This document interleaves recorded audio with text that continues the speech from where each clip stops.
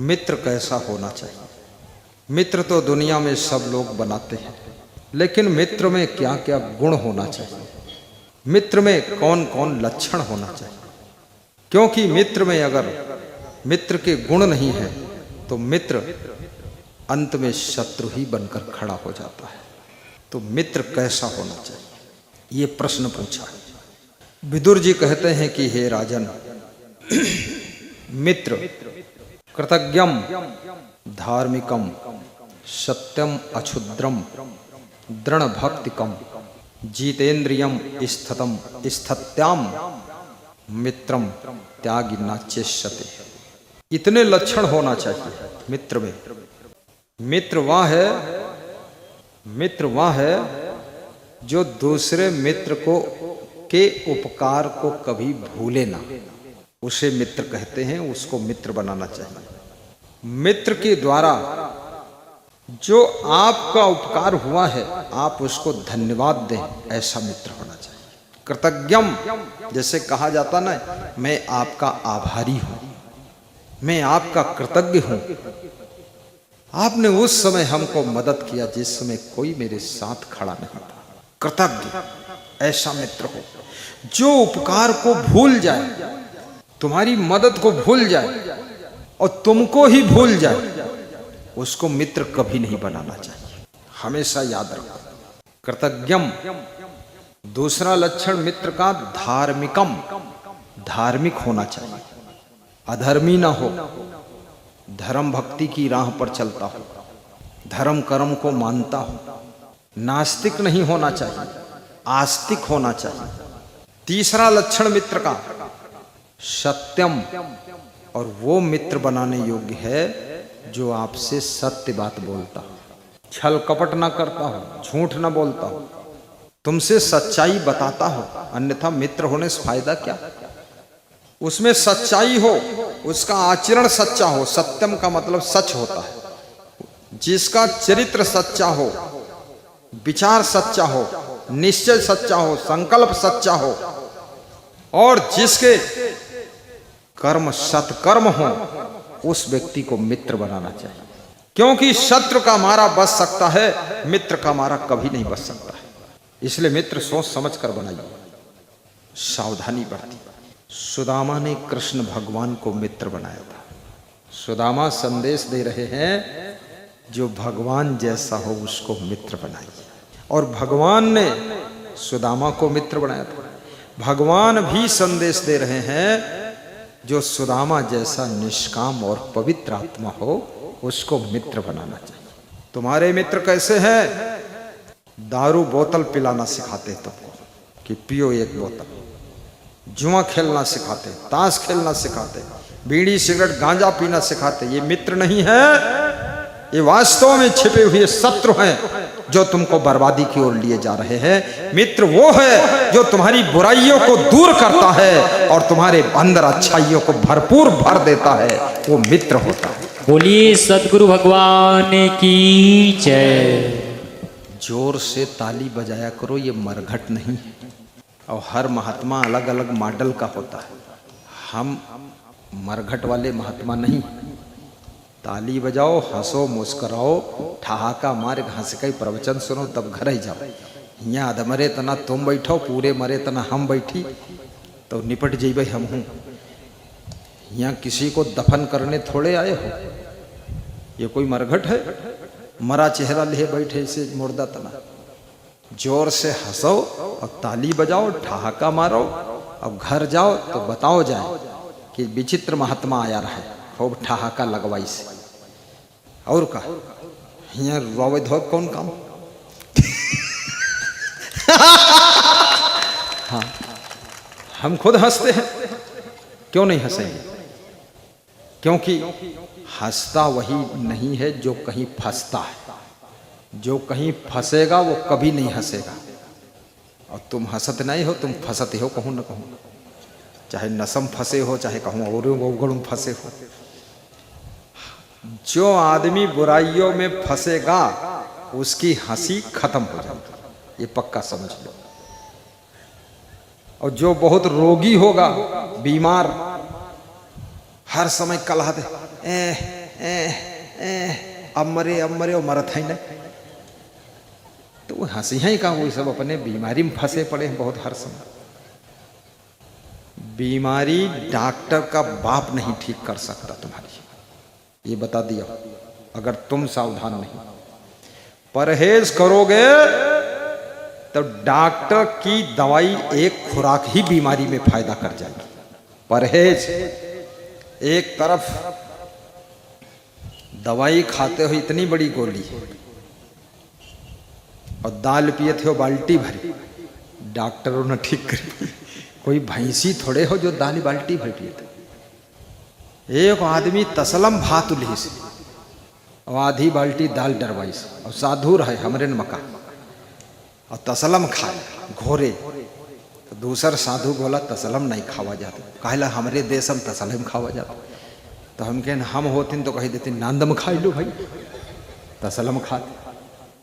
लालच भरा है सब, भैंसा तना कच्छ भर लो, ये तो बुद्धि नहीं है, सब भूल जाते।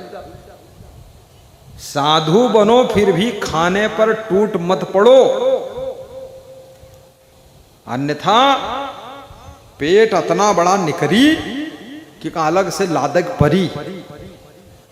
पेट इंडिया गेट बनी, इसलिए ज्यादा खाए वाला नाई है। और 1 महीना भोजन छोड़ दो, चुप्पे से बताए दे रहे हैं तुम्हें। ज्यादा बीमारी अगर आई है, नींबू 2 नींबू सुबह से शाम तक पानी में थोड़ा थोड़ा निचोड़ो, 10 बार पियो नींबू। 2 नींबू के 10 टुकड़ा करो और 1 टुकड़ा निचोड़ दो और पानी पी लो 300-400 ग्राम और दोबारा पियो। और घर में रहो, अंते न जाओ, स्टार्ट हुई मटेरियल। और फिर खूब यूरिन जाइए, सब पेट साफ, किडनी साफ, लीवर साफ, सब मैल साफ और एकदम ताजगी लगेगी। 5 दिन व्रत रह लो, तुम देख लो रह गए, बहुत फायदा होगा। अगर ये नहीं रह सकते हो तो एक तरीका और है, रोज कम खाओ, 1 रोटी खाओ बस, दूसरी लेना मत। भात इतना लीजिए, इतना लेना मत। दाल छोटी सी 1 कटोरी लीजिए और लेना मत। और सब्जी छोटी सी कटोरी में लीजिए, बाकी छूना मत। तुम सोचोगे भाई इस महात्मा आवा खायू नती, खाए सुख मिलेगा। फिर ये जो 10 पूड़ी समेट गांजते हो, जिंदगी में चेहरा आई सोई जाई, कई सोई जाई जैसे भालू, मुंह भालू तना बनी, सुंदरता सब खत्म हो जाए। हाँ, सुपर्णखा बन के घूमी हो, ज्यादा खाई हो जो। हमें क्या करेंगे, तुम्हारा घर है, तुम्हारा भोजन है, तुम्हारा पेट है, तुम जानो, तुम्हारा काम जानो। बता देना हमारा काम है, हम बता दिए। हम तो योगी हैं, एक दिन बिछड़ जाएंगे और कहना मानो न मानो खुशी आपकी, हम तो योगी हैं, एक दिन बिछड़ जाएंगे। कहना मानो न मानो खुशी आपकी, कहना मानो न मानो खुशी आपकी। हम तो योगी हैं, एक दिन बिछड़ जाएंगे। हम तो योगी हैं, एक दिन बिछड़ जाएंगे।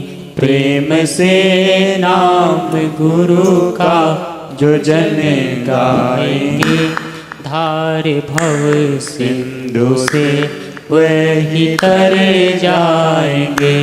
प्रेम से नाम गुरु का जो जन गाएंगे, धार भव सिंधु से वही तर जाएंगे।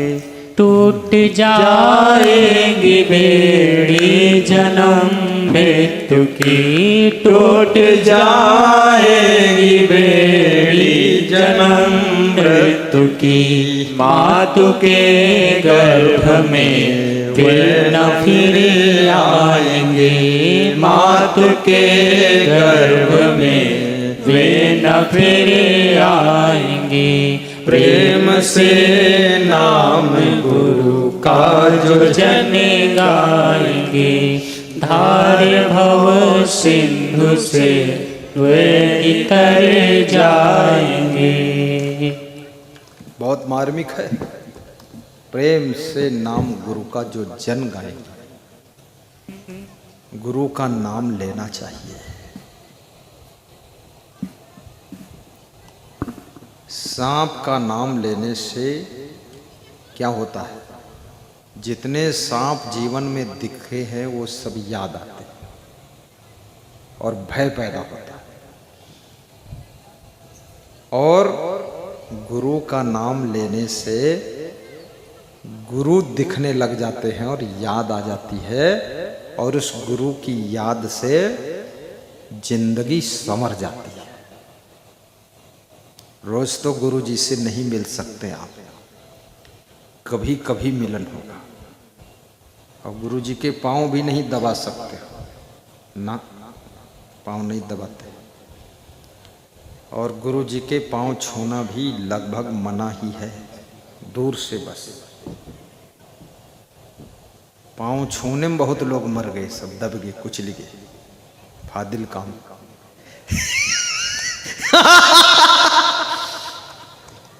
सूरज को छूना मना है, सूरज को दूर से प्रणाम किया जाता है। ऐसे गुरु को दूर से ऐसे हाथ जोड़कर प्रणाम करना चाहिए। गुरु एक नजर, बस एक पलक आपकी तरफ ऐसे दृष्टि घुमा दे, समझ लो उससे भी आशीर्वाद मिल गया। और गुरु के खाने पीने के लिए कुछ लाओ तो गुरु को जबरदस्ती खिलाना भी नहीं चाहिए। वो देख ले तो दृष्टि भोग लग गया, छू ले स्पर्श भोग लग गया, और चख ले तो स्वाद भोग लग गया। ऐसा नहीं कि जितना लाए हो सब गुरु जी खा ले। भगवान के हजारों मुख होते हैं, गुरु के भी सैकड़ों हजारों मुख होते हैं।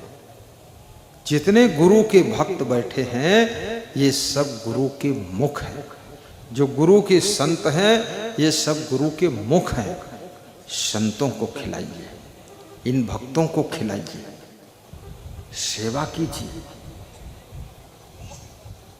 सिंधौली गांव का एक बच्चा कल खीर बनाकर लाया था भर के। मैंने सुना है, खाली श्रवण भोग हुआ हमारा कि खीर आई है, देखा भी नहीं, छुआ भी नहीं, चखा भी नहीं, खाया भी नहीं। और बाकी सब संतों ने खीर का भोग लगाया। यहाँ जो संत पंडाल में सेवा करते उन्होंने भी प्रेम से भोग लगाया। मैंने अपने संत को फोन किया, तुम लोग भोजन आज क्यों नहीं मंगवाए? तो बोला खीर आई थी गुरुजी, खा लिए तो भोजन खाने की इच्छा नहीं। तो हमने कहा भोजन भेजवा दूं? बोले नहीं, अब कुछ नहीं खाएंगे। आज फिर वो फल फूल दे गए, नाम तो भूल गया हमको उनका। यहाँ बैठे होंगे, कहीं तो बैठे होंगे, खड़े हो जाए, बैठे होंगे, हैं बैठे। मम्मी सेवई की खीर आज आई थी विदेश कुमारी के यहाँ से। देखो गुरु के नाम से भेजो। गुरु के संत अगर चख लेंगे बस ठीक। गुरु को सब नहीं खाना चाहिए। गुरु को क्या खाना चाहिए? बहुत सादा भोजन, सिंपल और बड़ा कम अल्प भोजन। फल खाना चाहिए गुरु जी को। गुरु जी को सलाद भी खाना चाहिए और गुरु जी को 6, 7, 8 प्रकार के आटे की रोटी खाना चाहिए, ताकि तुम्हारा गुरु कभी बीमार ना हो, ठीक रहे। मैं 8 प्रकार के आटे की रोटी खा रहा हूं, इसीलिए तो कड़कड़ कड़कड़ बोलता हूं। महाराष्ट्र से आटा आया है मेरे लिए। महान भक्त नासिक जिले के किरण व्यवहारे जी, आटा पीस कर अपने घर में बना कर भेजा। फिर राम बहादुर यादव बस्ती जिले के जोत बख्श गांव के आटा बनाकर मिक्स आटा करके सब लाए हैं। ज्वार, बाजरा, जौ, थोड़ा चना, अलसी, उसी में थोड़ी अलसी और थोड़ी अजवाइन उसी में, थोड़ी सी मूंग उसी में, ये सब आटा धो करके सुखा कर कभी गुरु को खिलाना हो तो बस यही करना, उसमें मक्का का आटा मत मिलाना। थोड़ा थोड़ा खरीद लो, 1-1 किलो। 1-1 किलो तो हम 3 महीना खाते हैं। बिल्कुल एक ही रोटी लेता हूँ। मन तो होता है 4 रोटी ले, तो मन को रोकता हूँ, नहीं लेना है, क्योंकि बुद्धिमान बनना है, गोबर गणेश नहीं बनना। तुम भी कम खाना तो बुद्धिमान बनो, बिल्कुल तेजस्वी रहो। और ऐसे ये जो बताया ना आटा, आधा किलो 1-1 किलो धो करके सुखा कर बढ़िया साफ आटा चक्की में पिसवाई के और पैक करके 1-1 किलो के पैकेट बनाए दो पॉलीथीन में, और फिर गुरु को दे दो। बस गुरु तुम्हारी रोटी खाएगा जाकर गुजरात में बैठकर, और तुम्हारी रोटी की ताकत से प्रवचन सुनाएगा महाराष्ट्र में बैठकर, और तुम्हारी रोटी खा करके तुमको आशीर्वाद भेजेगा। कहाँ से जानते हो? बिहार से भेजेगा। सीधे पुआया में आएगा आशीर्वाद, सीधे आपके पास। आशीर्वाद बीच में रुकता नहीं है, सीधे आएगा जिसने सेवा किया है ऐसा। और आप लोग भी गुरु के चरणों में कथा सुनने के बाद 1-1 बुराई की दक्षिणा भेंट कर देना। 1-1, जैसे गुस्सा बहुत आता है तो गुस्सा दान कर दो, कि चुपके से गुप्त दान करो। गुप्त दान का फल बहुत है, गुरु जी को बताओ ही मत, गुप्त दान कर दो। गुस्सा, जिद, हठ, आलस, लालच, अधिक खाने का आदत, बीड़ी सिगरेट की आदत, शराब की आदत, चुपचाप गुप्त रूप से गुरु को दान कर दो, वहीं से कर दो। और दान डिब्बे बंधे हैं, उसमें धन भी दान कर सकते हो। गुप्त दान कर दो, गुप्ता जी बनो, कोई जान ही ना पाए क्या दिया क्या लिया, ऐसा गुप्त दान। और गुरु जी का प्रवचन डेली सुनो। मोबाइल की यूट्यूब में असंग सर्च करो, डेली प्रवचन सुनो, क्योंकि मन मंदिर है, रोज झाड़ू पोछा लगाना पड़ता है। आपका दिल देवालय है, दिल को साफ करने के लिए डेली ध्यान पूजा करना पड़ता है। आपका तन तीर्थ है, तीर्थ को शुद्ध करने के लिए रोज गुरु जी का सत्संग सुनना पड़ता है। ऐसा करो, अपने माता पिता का खूब आदर करो। गन्ना टेढ़ा हो सकता है, लेकिन टेढ़े गन्ने के रस से भी शक्कर बनती है, नमक नहीं बनता है। माता पिता आपके कमजोर हो सकते हैं, बिना पढ़े लिखे हो सकते हैं, कम बुद्धि के हो सकते हैं, लेकिन उसी माता पिता से तुम जैसा महान पुत्र और पुत्री पैदा हुआ है, इसलिए अपने माता पिता का हमेशा आदर रखना चाहिए। वो टेढ़े मेढ़े हो सकते हैं। जैसे माननीय प्रधानमंत्री श्री नरेंद्र मोदी के माता पिता तो थोड़ा साधारण ही थे, कोई ज्यादा बुद्धिमान नहीं, लेकिन बेटा कितना महान पैदा हुआ। और जो अपनी माँ का आदर करता है, पिता का आदर करता है, वो बहुत महान बनेगा। भगवान के मंदिर में हाथ जोड़ो, लेकिन माता पिता के पांव छुओ। गुरु के चरण मत छुओ, माता पिता के चरण छुओ, सास ससुर के चरण छुओ, बड़े भाई के चरण छुओ, बहनों के चरण छुओ, गांव के बड़े बुजुर्गों के पैर छुओ, प्रणाम करो। गुरु के तो केवल और केवल आचरण छुओ, चरण नहीं, आचरण। क्या छूना है? बोलो, आचरण छूना है। इतने लोग चरण छूओगे तो गुरु जी के चरण की खाल भी खुर्च जाई, रगड़ रगड़ रगड़ रगड़ चरण नहीं, आचरण छूना है। और कभी योग बन जाए तो गुरु का चरणामृत लेना चाहिए। एक कटोरी नीचे लगा लीजिए, ऊपर से बोतल से शुद्ध जल डालिए और गुरु जी के चरण में स्पर्श करके वो जल नीचे कटोरी में आएगा और कटोरी का पानी बोतल के पानी में मिला लीजिए, वो चरणामृत हो गया। कोई होली दिवाली त्योहार है, एक चम्मच चरणामृत बच्चों को पिलाइए, स्वयं पान करिए, अपने ऊपर छिड़किए, थोड़ा घर आंगन द्वार दुकान में छिड़किए। चरण से ज्यादा शक्ति चरणामृत में है। और गुरु का चित्र भी अपने घर लगाइए, हर दीवार पर लगाइए, दुकान में लगाइए, और गुरु का चित्र मोबाइल में भी लगाइए। गुरु के चित्र से तुम्हारे घर में चरित्रवान संतान का जन्म होगा। गुरु के चित्र का दर्शन करने से तुम चरित्रवान बनोगे और गुरु की तस्वीर को बार बार देखने से तुम्हारी तकदीर बदल जाएगी। इतना फर्क पड़ेगा। जिधर देखो उधर गुरु का चित्र दिखना चाहिए। गुरु में ब्रह्मा विष्णु महेश राम कृष्ण गणेश सुरेश सब समाये हुए गुरु में। गुरु ऐसे है जैसे हाथी का पांव, जैसे हाथी के पांव में सबके पांव समा जाते हैं, ऐसे गुरु में सब देवी देवता भी समा जाते हैं। एक ही साधे सब सधे, सब साधे सब जाए, रहीमन सींचे मूल को फूले फले अघाए। एक साध लो। राम कृष्ण से को बड़ा उन्हों तो गुरु कीन, तीन लोक के वै धनी गुरु आगे आधीन। और गुरु मंत्र भी लेना चाहिए, गुरु दीक्षा लेना चाहिए, और गुरु की किताबें भी अपने घर रखो, पढ़ो, अध्ययन करो, लेटे लेटे पढ़ो। लेटे लेटे 10 मिनट पढ़ोगे नींद आ जाएगी, सो जाओ, गुरु के ज्ञान में ही सो जाओ। जब सोऊं जित बैठाए तित बैठूं, जित रखे तित रहूं, जो खिलाए सो खाऊं, और गुरु की याद में सो जाऊं। गुरुर ब्रह्मा गुरुर विष्णु गुरुर देव महेश्वरा, गुरुर साक्षात पर ब्रह्म तस्मै श्री गुरुवे नमः। ऐसे गुरु को नमस्कार करो। और माता पिता को कभी गाली मत देना। माता पिता को गाली देने से भाग्य फूट जाता है।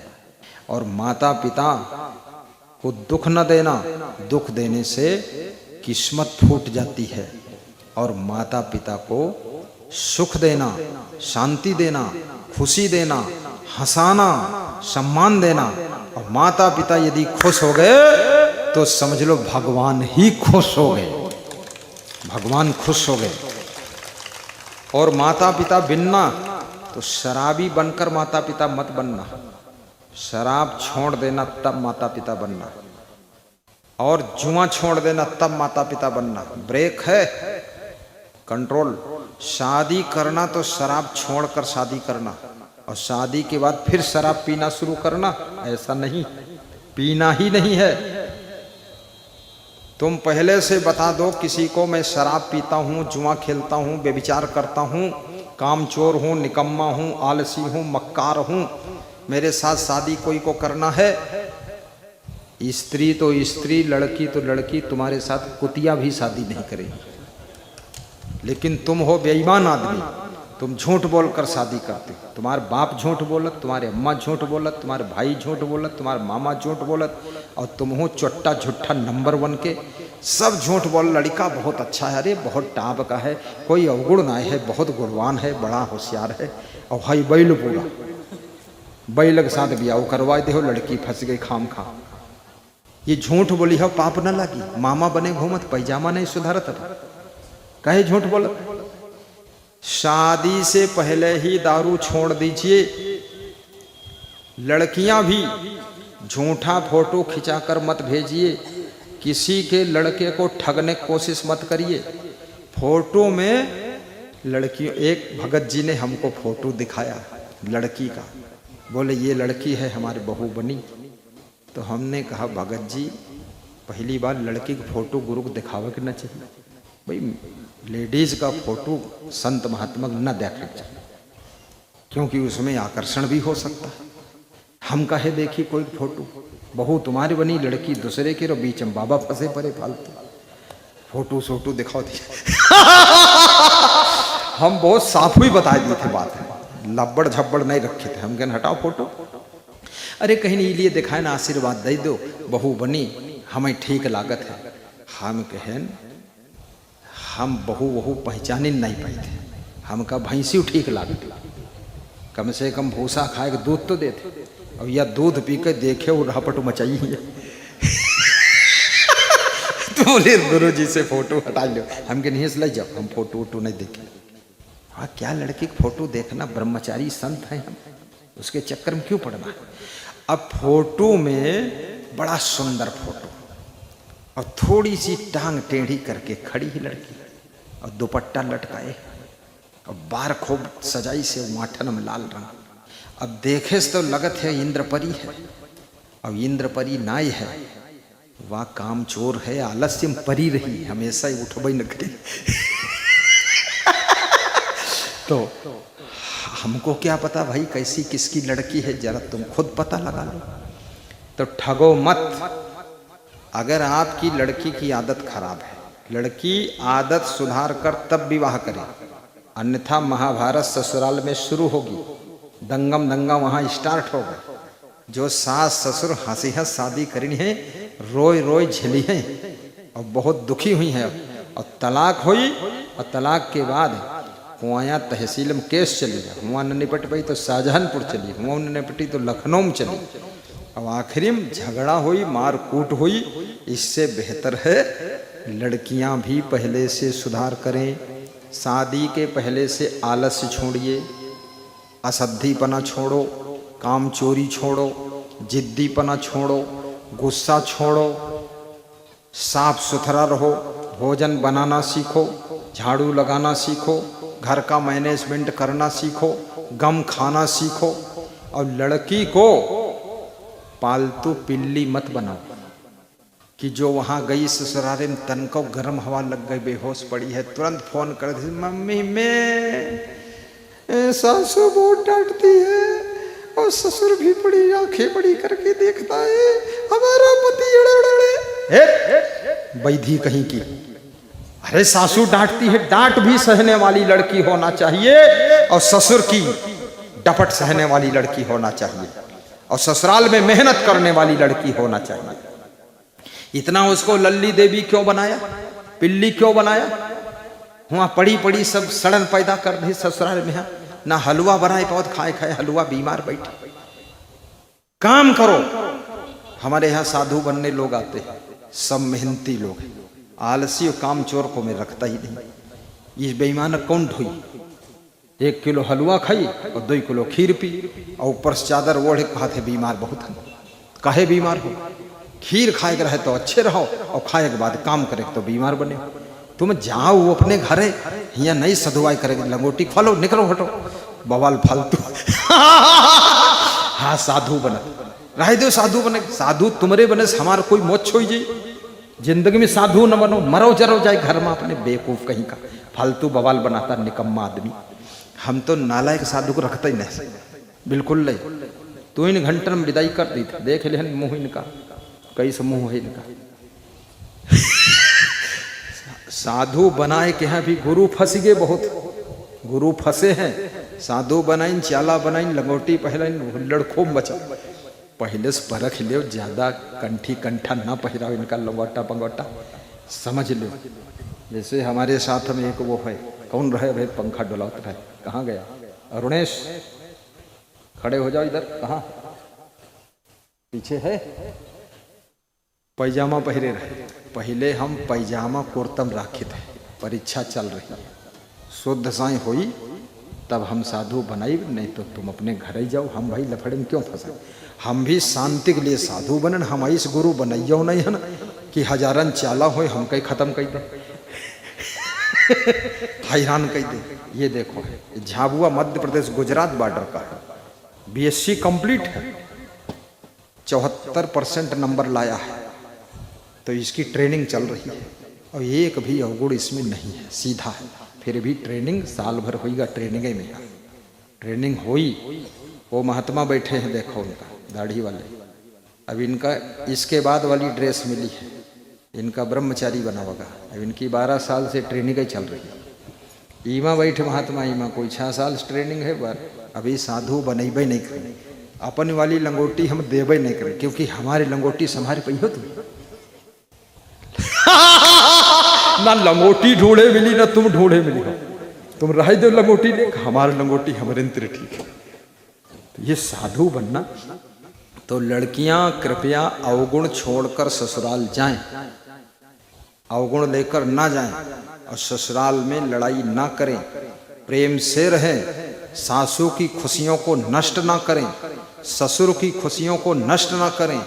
पति को भी लगना चाहिए हमारे घर में कोई देवी आई है, ऐसा ना लगे कि हमारे घर में कोई सुपर्णखा आई है।